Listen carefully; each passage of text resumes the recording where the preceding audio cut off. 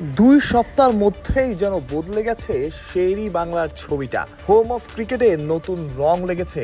Head of turf management Tony Hamming আসার পরই যেন সব বদলে যেতে শুরু করেছে। একটা সময় একাডেমি মাঠের উইকেটের ওপরটা ঠেকেছিল ডালপালায়, ঠিকমতো রোদ আসতো না, ক্রিকেটাররা ব্যাটিংয়ে যাওয়ার পর স্ট্রাগল করতো, ঠিকঠাক অনুশীলন হতো না।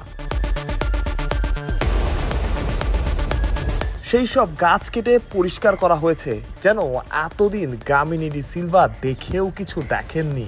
এখন উইকেটে ঠিকঠাক রোদ আসছে, ব্যাট আসছে বলে একাডেমি মাঠের উইকেটে সেই ম্যারম্যারে ভাবটাও আর নাই।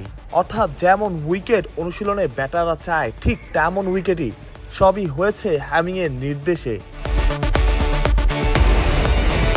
মাঠের অন্যান্য অপ্রয়োজনীয় গাছপালা, ডালপালা, এমনকি শাকসবজির বাগান, এসবও যে ছিল কেউ হয়তো বিশ্বাসই করতো না। সবই কেটে পরিষ্কার করা হয়েছে। হ্যামিং দেখিয়েছেন চেষ্টা করলে সবই সম্ভব। শুধু একাডেমি মাঠই না, মূল মাঠেও এসেছে পরিবর্তন, তবে এখানে সাফ নয়। হ্যামিং করেছেন উল্টো কাজটাই। ম্যারম্যারে ঘাসগুলো সতেজ হয়েছে, নতুন ডিজাইনে সাজছে মিরপুর শেরি বাংলার আউটফিল্ড। তা হয়তো ছবিতেই আপনারা কিছুটা হলেও বুঝতে পারছেন।